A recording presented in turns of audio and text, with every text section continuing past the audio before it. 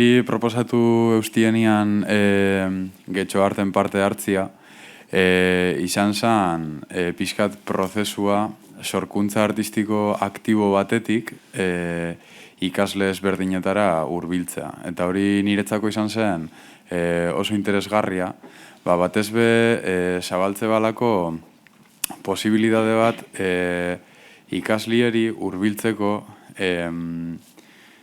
zelan esangot.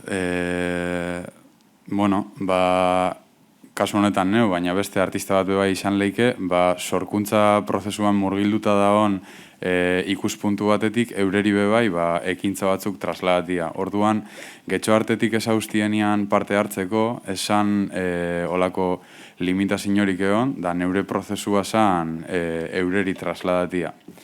Eta ikasliek oso ondo onartu dabe prozesu hau, ondik ez da amaitxu, 6 asteko gauza bat izango da, ja 4 egin doguz, da beste 2 falta dira.